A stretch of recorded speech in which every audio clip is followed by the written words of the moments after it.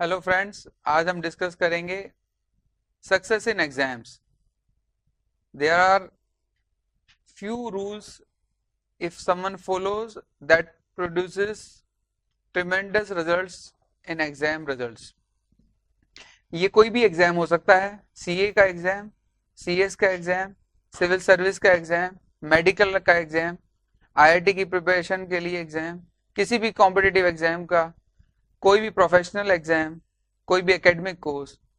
कुछ universal rules हैं, अगर स्टूडेंट्स उनको फॉलो करते हैं तो उनको उसके बड़े सारे फायदे मिलते हैं। आज उन यूनिवर्सल रूल्स को हम लोग समराइज करके उसको हमने नाम दिया है 4 P's का। तो पावर ऑफ 4 P's, हम प्रिपरेशन से लेके एंड परसिवेरेंस तक की यात्रा करेंगे। Let's start, let's see how this presentation can help you in preparing better, in performing better, in producing your desired results. एक स्टूडेंट को 4 P's में हम लोग कवर करते हैं। सबसे पहले प्रिपेयर कैसे करना है। प्रिपरेशन इज एन आर्ट, हम लोगों को सिखाया गया, स्कूल टीचर्स ने भी सिखाया है, वैसे भी हम सीखते रहते हैं, पेरेंट्स भी सिखाते हैं, बट फिर भी कई सारे गैप्स हैं जो हमारी प्रिपरेशन को लेके, हम उनको डिस्कस करेंगे। This is our first P. Second is practice. Practice कैसे करनी है। Preparation is the initial part of our journey to produce extraordinary results, and then comes the practice part, that is also a scientific approach। बहुत सारे लोग practice करने के तरीके नहीं जानते हैं, आज हम उनको डिस्कस करेंगे। And the third P is performance. बहुत सारी अच्छे से प्रिपरेशन करी, बहुत सारी प्रैक्टिस करी, पर फिर भी परफॉर्म नहीं कर पाए जितना करना था। अब जब हम परफॉर्म नहीं कर पाते, डिजायर्ड रिजल्ट्स नहीं आते, तो हमारे को बड़ा सेटबैक लगता है। हम किसी बड़े कॉम्पिटिटिव एग्जाम की तैयारी कर रहे हो, हम किसी प्रोफेशनल कोर्स की तैयारी कर रहे हो, तो हमारे को वो जो सेटबैक लगता है अच्छा परफॉर्म ना करने का, जिसका कारण प्रिपरेशन और प्रैक्टिस ना हो, कोई और कारण हो सकते हैं, तो वो जो परफॉर्म ना होने का जो सेटबैक है, उसके लिए fourth P comes into picture, which says that perseverance. We should know this art also.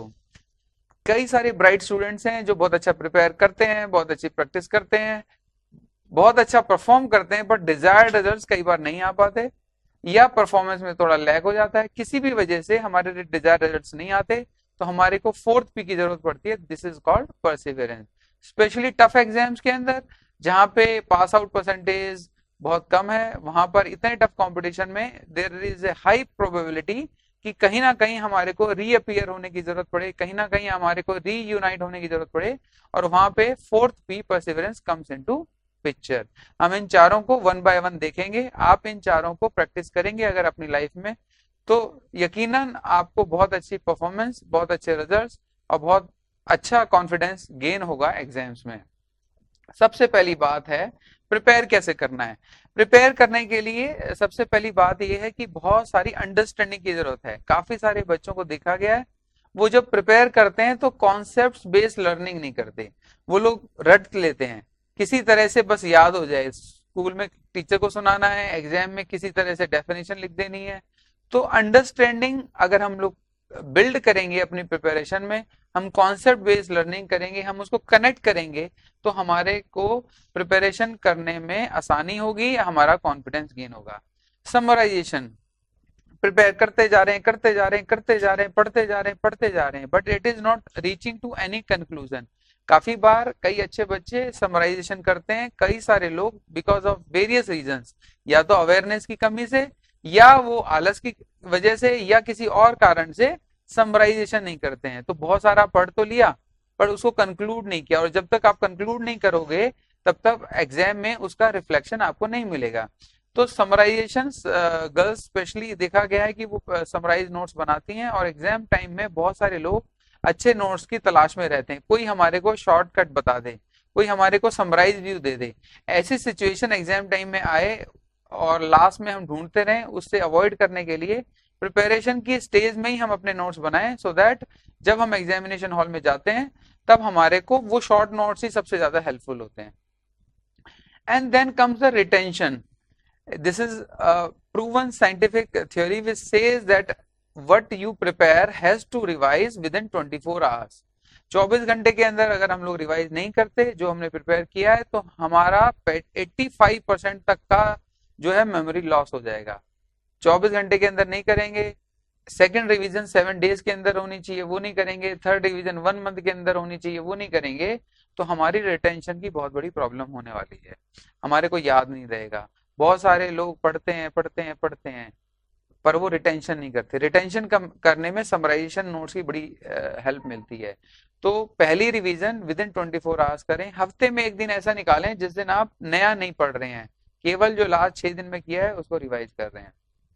Balancing, अब पॉइंट आता है स्पेशली बैलेंसिंग की कहाँ जरूरत पड़ती है। बैलेंसिंग की जरूरत कॉम्पिटिटिव एग्जाम, टफ एग्जाम्स में पड़ती है, जहाँ पे they give every their minute to studies. तो उससे क्या होएगा, जैसे हमने बात की परफॉर्मेंस की, तो पढ़ना अच्छी बात है, बहुत ज्यादा पढ़ना भी बहुत अच्छी बात है, बट कहीं ना कहीं हमारे को अपनी हेल्थ, अपने माइंड को, अपनी एनर्जी को, अपनी अपने पॉजिटिविटी को, अपनी जो हमारी लाइफ स्टाइल है वो ऐसी होनी चाहिए जिसके अंदर हर चीज के लिए स्कोप हो। हमारी जनरल नॉलेज, हमारा connection with life should be there at the same time. मतलब आप पढ़ते जा रहे हैं पढ़ते जा रहे हैं, कोई भी स्टडी है, कोई भी एग्जाम है, उसको कहीं ना कहीं लाइफ से तो कनेक्ट होना ही है। एक अच्छा डॉक्टर वो होगा जो लाइफ से कनेक्ट होगा, एक अच्छा इंजीनियर, एक अच्छा चार्टर्ड अकाउंटेंट, एक अच्छा प्रोफेशनल वही होता है जो लाइफ को साथ लेके चले। तो बैलेंसिंग इज अनदर एस्पेक्ट जिससे आपकी हेल्थ मेंटेन रहती है, मेंटल, फिजिकल, इमोशनल, एवरीथिंग, और स्टडीज भी साथ साथ चलें। तो पढ़ाई बहुत करें, बहुत अच्छे से करें, कॉन्सेप्ट बेस करें, पर साथ साथ बाकी सब अदर एस्पेक्ट्स का भी साथ में ध्यान रखें। कंक्लूजन क्या है? कंक्लूजन ये है कि अगर ये 4 चीजें हम अपने प्रिपरेशन के अंदर रखते हैं, हम कॉन्सेप्ट बेस्ड लर्निंग करते हैं, हम समराइज नोट्स बनाते हैं, हम 24 घंटे के अंदर विद इन 7 डेज और 1 मंथ के अंदर रिवाइज करते हैं, और हर चीज को लाइफ का हिस्सा पढ़ाई के साथ साथ लेके चलते हैं, तो हम एक ओवरऑल हमारी पर्सनैलिटी, हमारी स्टडी, हमारा इम्पैक्ट, हमारा result, everything gets into balanced stage. So this is what has been shared by many people. I am summarizing it for the benefit of everyone. Conclusion ये है कि स्टडी तो करनी है, बट स्मार्ट स्टडी करनी है। Smart study is the key. तो hard study पे करती है डेफिनेटली, हार्ड स्टडी का तो कोई तोड़ नहीं है, बट हमारे को अगर ओवरऑल सक्सेस चाहिए लाइफ में, हमने बहुत सारी पढ़ाई की पर at the cost of health, it is not a success. तो हम लोग स्मार्ट स्टडी करें, कम समय में ज्यादा पढ़ सकें, कम समय में ज्यादा अच्छा कर सकें, ज्यादा अच्छा कॉन्फिडेंस हो, ज्यादा अच्छी हमारी एनर्जी बनी रहे, इस सब के लिए smart study is also important. And जब हम बात करेंगे ज्यादा पढ़ाई की, ज्यादा अच्छी परफॉर्मेंस की, तो हम जरूर ये चाहेंगे कि हम लोग एंजॉय करेंगे तो ये सब हो पाएगा। अगर सब्जेक्ट को एंजॉय नहीं कर पा रहे हैं, सब्जेक्ट को प्रैक्टिकली कनेक्ट नहीं कर पा रहे हैं, तो शायद हमारी प्रिपरेशन कहीं ना कहीं अधूरी है, शायद वो हमारे लिए बर्डन है। इसीलिए बहुत सारे बच्चे पढ़ाई से दूर भागते हैं, उनको अच्छा नहीं लगता, उन्हें गेम्स अच्छे लगते हैं, उनको मूवीज अच्छी लगती हैं, उन्हें खेलना अच्छा लगता है, गॉसिप करना अच्छा लगता है। तो ये सारे एस्पेक्ट क्यों ना हम अपनी स्टडीज के अंदर बिल्ड कर लें, क्यों ना हमारी स्टडीज ही ऐसी हो जाए जहाँ पे हम एंजॉय करें, जहाँ पे हम एंगेज हों, जहाँ से हम कनेक्ट करें, जहाँ से हमारा कॉन्फिडेंस हाई हो, जहाँ हमें अच्छा लगता हो। तो interest in in the subject is very important. Interest भी एक एक्सरसाइज है जो बिल्ड किया जाता है, बनाया जाता है। वो कई बार रेडिली अवेलेबल होता है। कोई सब्जेक्ट हमें नेचुरली पसंद होता है और कोई सब्जेक्ट हमें नेचुरली पसंद नहीं होता है। पर जो हमें नेचुरली भी पसंद नहीं है, उसके लिए हम आर्टिफिशियली भी उसको बिल्ड कर सकते हैं। उसके अंदर क्रिएटिविटी, उसके अंदर कनेक्टिविटी, उसके अंदर प्रैक्टिकल एस्पेक्ट्स, उसके अंदर एंगेजमेंट क्रिएट की जा सकती है with some conscious efforts as we discussed. Now let's go back to the another stage of 4Ps, which we say is the practice. हमने एक कहावत सुनी है बड़ी पुरानी, practice makes a man perfect and man includes women. Okay, now when we talk about consistency, तो हम लोग बात कर रहे हैं कि स्टडी रोज करना चाहिए। कई बच्चों की टेंडेंसी है बहुत सारे एग्जाम्स में कि वो एक दिन बहुत ज्यादा पढ़ेंगे, फिर 2-3 दिन तक गायब, नहीं पढ़ेंगे।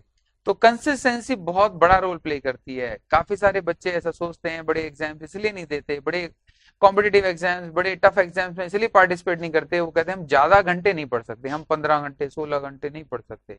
कोई जरूरत नहीं है 16 घंटे पढ़ने की। अगर आप डेली एक बैलेंस स्टडी कर रहे हैं, रेगुलर कर रहे हैं, और 6 days a week at least 1 day off लिया जा सकता है, और रूल्स फॉलो कर रहे हैं प्रिपरेशन के, तो आपको किसी भी टफ एग्जाम में बहुत ज्यादा स्लॉगिंग करने की जरूरत नहीं पड़ती है। Consistency is the key. So study daily, maybe a little higher number of hours on a day, किसी समय हमने कम घंटे पढ़ाई करे, that's fine, but regular study is very important. काफी सारे स्टूडेंट्स की एक प्रॉब्लम है कॉमन, अक्रॉस एग्जामिनेशंस कुछ ना कुछ छूट जाता है पेपर, राइटिंग की प्रैक्टिस नहीं है, हाथ दर्द करने लगता है, स्पेशली थ्योरी सब्जेक्ट्स में हाथ दर्द कर रहा है, गलतियां कर रहे हैं, कटिंग्स हो रही हैं, उसका एक ही एक कारण है, केवल और केवल राइटिंग की प्रैक्टिस नहीं है। तो हम लोग अगर स्पीड, एक्यूरेसी एंड प्रेजेंटेशन को बेटर करना चाहते हैं, स्पीड क्यों है, क्योंकि पेपर पूरा करना है, accuracy is important to gain marks, and presentation जितना दिखता होगा अच्छा होगा उतने हमारे चांसेस होंगे कि हमारा एग्जामिनर पे इंप्रेशन बेटर होता है। So we get secure more marks when things are presented better. तो इस सब के लिए प्रैक्टिस की करें, राइटिंग प्रैक्टिसेस करें, राइटिंग प्रैक्टिसेस से हमारे को हम लोग प्रिपेयर हो जाते हैं बहुत पहले ही। Visualisation is a very powerful, very important technique. हम लोग इसको बड़ा प्रमोट करते हैं। ऐसा इसका एक कारण है बड़ा सिंपल सा, कि पूरे साल हमने बुक्स के साथ पढ़ाई की, पर एग्जामिनेशन हॉल में हम दिमाग से काम चलाते हैं। तो इसका मतलब जो हम एग्जामिनेशन आवर्स में हम जो परफॉर्म करने वाले हैं वो केवल और केवल विजुअलाइजेशन पे करते हैं, हम केवल और केवल मेंटल रिवीजन पे करते हैं, केवल केवल माइंड के भरोसे हैं। तो क्यों ना वो practices through out the year की जाएं। अगर वो माइंड का विजुअलाइजेशन, वो कॉन्सेप्ट का विजुअलाइजेशन अगर हम as part of our study करेंगे तो हमारे को एग्जामिनेशन हॉल में स्ट्रेस नहीं होगा माइंड के ऊपर। बहुत सारे बच्चों को सर में दर्द हो रहा है, किसी को हेडेक हो गया, किसी को डिप्रेशन आ गया, टेंशन हो गई, हाथ पैर कांपने लग गए, भूलना शुरू कर दिया, ऐसे सिम्टम्स सब आते हैं जब अचानक एकदम से हम एग्जामिनेशन हॉल में विजुअलाइजेशन करते हैं। तो अगर पढ़ाई के साथ साथ विजुअलाइजेशन होगा, विजुअलाइजेशन वेरी सिंपल, जैसे हम कोई मूवी देख के आते हैं तो हम उसको रिकॉलेक्ट करते हैं, अच्छा इस मूवी में ऐसा था, ऐसा था, ऐसा था। तो विजुअलाइजेशन की साइंटिफिक थ्योरी ये है कि विजुअलाइजेशन अगर इमेज बेस हो, मतलब हमारी स्टडी अगर हम इमेज में कन्वर्ट कर लें उसको, तो हमारा माइंड उसको अच्छे से कैप्चर करता है, it goes into a subconscious mind. तो विजुअलाइजेशन मतलब इमेज बेस बिल्ड करना, स्टोरी बेस बिल्ड करना, पिक्चर्स क्रिएट कर लेना माइंड में। और अगर हम अपनी प्रैक्टिसेस का पार्ट रखेंगे, शॉर्ट नोट्स को हमारे सामने होंगे ही प्रिपरेशन के टाइम में, उनको विजुअलाइज कर लेंगे, मेंटल इमेजेस क्रिएट कर लेंगे, लिंकेजेस क्रिएट कर लेंगे, तो हमारी प्रैक्टिसेस बहुत आसान हो जाएंगी। हमारी नॉलेज, हमारी प्रैक्टिसेस, हमारी मेहनत, हमारा सारा हार्ड वर्क हमारी उंगलियों पे और हमारे माइंड में स्टोर हो चुका होगा। Conclusion is very simple. Practice में मैंने जैसे बोला, practice and practice and practice, practice का दूसरा नाम है रिवीजन। सो मोर रिवीजन्स बेटर रिजल्ट्स। कॉन्फिडेंस का एक ही तरीका है कि हमारे को उंगलियों पे सारा का सारा पढ़ाई आ चुका। अगर हमारी उंगलियों पे, हमारे टिप्स पे हमारी पढ़ाई नहीं है, मल्टीपल रिवीजन्स नहीं है, तो हम एग्जाम्स में अच्छा परफॉर्म नहीं कर पाते। Let's go back and look at the third step which is very critical. बहुत सारी प्रिपरेशन, बहुत सारी practices, but performance is very critical. बहुत सारे लोग जीवन में इसलिए अच्छा नहीं कर पाए क्योंकि वो लोग स्ट्रेस को मैनेज नहीं कर पाए। जब परफॉर्मेंस का समय आया, 3 घंटे एग्जाम के, 2 घंटे एग्जाम के, उसकी प्रैक्टिसेस हम बहुत कम करते हैं। पूरा साल पढ़ाई पे लगाया, पूरा साल रिवाइज पे लगाया, बट एग्जामिनेशन एनवायरनमेंट को हमने टेस्ट नहीं किया। अचानक से साल में एक बार जाके उसमें बैठ गए and we are lost. That means what? That means we have to have a balance with respect to our mind. Managing stress is also part of our study. तो जिसके ऊपर बहुत सारे लोग काम नहीं करते, और जैसे एग्जाम में हो जाते हैं, वो एक बार अगर अच्छे से परफॉर्म नहीं किया तो पूरा का पूरा साल खराब होता हुआ हमारा दिखाई देता है। टाइम का बहुत बड़ा इशू है। बहुत सारे बच्चे विद इन टाइम अपना पेपर खत्म नहीं कर पाते। वो गैप जो रिफ्लेक्ट होता है, या तो प्रैक्टिस और प्रिपरेशन की कमी को रिफ्लेक्ट करता है, या हमारे अंदर आए हुए फियर को, प्रेशर को, स्ट्रेस को रिफ्लेक्ट करता है। तो अगर हम इसकी भी प्रैक्टिस करेंगे और कुछ टेस्ट, कुछ एग्जामिनेशन एनवायरनमेंट पहले क्रिएट करके हम करेंगे प्रैक्टिस, तो बहुत अच्छा होगा। प्रेजेंटेशन मतलब, जब मैं प्रेजेंटेशन की बात कर रहा हूं तो हम क्लैरिटी ऑफ माइंड की हम लोग इसमें बात कर रहे हैं। तो क्लैरिटी ऑफ माइंड से प्रिपेयर करें, क्लैरिटी ऑफ माइंड से रिवाइज करें, प्रैक्टिस करें, और क्लैरिटी ऑफ माइंड के साथ ही हम लोग परफॉर्म करें। हमारे माइंड का रिफ्लेक्शन हमारे आंसर शीट पे होता है। तो जैसी क्लैरिटी हमारे दिमाग में होगी, वैसे ही क्लैरिटी हमारी आंसर शीट पे दिखाई देती है।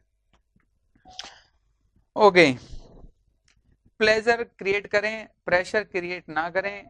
इसकी भी प्रैक्टिस करनी पड़ेगी, परफॉर्म करना पड़ेगा और बार बार परफॉर्म करना पड़ेगा। डमी एनवायरनमेंट में करना पड़ेगा, टेस्ट एनवायरनमेंट करना पड़ेगा, घर में करें, फ्रेंड के साथ करें, बडी सिस्टम लगाएं, ग्रुप्स बनाएं, study groups, and then test before exams multiple times so that examination becomes like an ordinary test.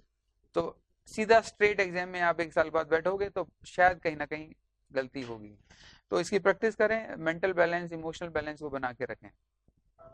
Now किसी वजह से अच्छी बात है, परफॉर्मेंस आएगी अगर हम ये सारे रूल्स फॉलो करेंगे, but for any circumstances, for any reason, अगर किसी वजह से हमारे को डिजायर रिजल्ट्स नहीं मिल पाते, स्पेशली मैं बात करूंगा टफ एग्जाम्स के लिए, तो फिर हमारे को फोर्थ पी की जरूरत होगी।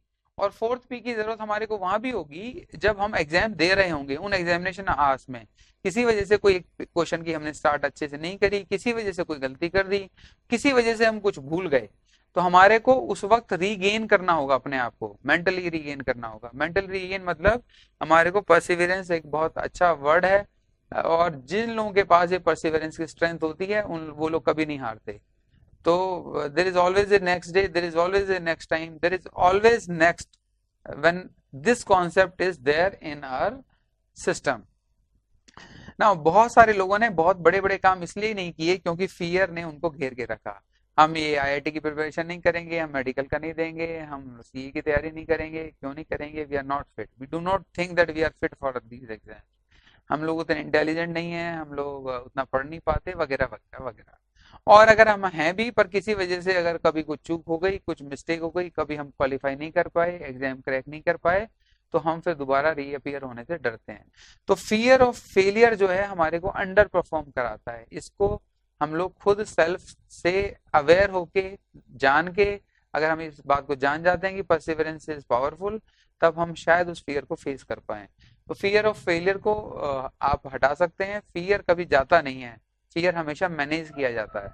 तो मैनेज करें, even when fear is there still you go ahead and perform, this is the secret. Correction, action, correction, this is how it goes. So perseverance का सिंपल सा मंत्र है, go back, correct and perform. बिल्कुल matter करता है, मुस्कुराएं, खुश हो, डिप्रेस हो, पार्ट ऑफ लाइफ है। बट अगेन व्हेन जब परफॉर्मेंस की बात आएगी तो हमें कहीं ना कहीं आगे की तरफ देखना होगा, हमें पुरानी करेक्शंस करनी पड़ेंगी, हमें ये देखना होगा कि परफॉर्मेंस में क्या क्या कमियां रह गई, बस उनको करेक्ट करें। कोई भी कमी नहीं रह गई है तो it's all right, then again perform, again perform. बहुत सारे ऐसे इतिहास में लोग हैं जिन्होंने बार बार परफॉर्म किया, बार बार परफॉर्म किया, और अल्टीमेटली वो अचीव किया जो वो चाहते थे। तो attitude matters a lot, attitude is your state of mind and that has to be build up. वो रेडिली अवेलेबल नहीं होती है, ये हमारी सोच से, हमारे विचार से, जैसा हम सोचते हैं, जैसे हमारे एनवायरनमेंट है, उससे बिल्ड कर सकते हैं। हम बहुत सारे ऐसे एनवायरनमेंट में अपने आप को चूज कर सकते हैं, रह सकते हैं, जो हमारे को पॉजिटिविटी दें। तो जब हम पॉजिटिव लोगों के एनवायरनमेंट में होंगे, पॉजिटिव थॉट्स के एनवायरनमेंट में होंगे, तो परसिवरेंस बहुत आसान होगा। ओके, नाउ वेरी सिंपल, दुनिया में जिसने भी कुछ अचीव किया है वो एक्शन से अचीव किया है, और सक्सेस तो उसका फ्रूट होता है। तो ये लाइन मुझे बड़ा इंस्पायर करती है। हर स्टूडेंट को जो चाहेगा कि वो अच्छा परफॉर्म करे, तो उसके सक्सेस के ऊपर टारगेट ना रखे, एक्शन के ऊपर टारगेट रखे, इन सारे प्रिंसिपल्स को फॉलो करे, तो सक्सेस एक ना एक दिन उसके पास जरूर आएगी। परसिवियरेंस किसी भी फील्ड में है, not only for student but for everyone. Perseverance एक मैजिकल चीज है। परसिवियरेंस जब हमारे पास होगी तो हमारे पास कभी ना कभी सक्सेस होगी, ऐसा हो नहीं सकता सक्सेस ना हो। तो success is always there round the corner if we have this perseverance. Let's move on and we say that anything is achievable. काफी लोगों ने इन चारों चीजों को प्रैक्टिस किया है और रिजल्ट्स पाए हैं। मैंने अपनी लाइफ में इन चारों चीजों को प्रैक्टिस की है, तभी मैं आपके साथ ये शेयर कर रहा हूँ। This reflects my life and I have seen the magic of preparation, practice, performance, perseverance, all four together. तो सक्सेस में अगर हमारा इंटरेस्ट है और हम लोग रियली कमिटेड हैं सक्सेस के लिए, आप इन चारों प्रैक्टिसेस को फॉलो करेंगे, सक्सेस जरूर आपके पास आएगी। Thank you very much. अगर आप ज़्यादा जानना चाहते हैं कुछ और इस तरह के वीडियोस देखना चाहते हैं तो आप मेरी साइट पे विजिट कर सकते हैं।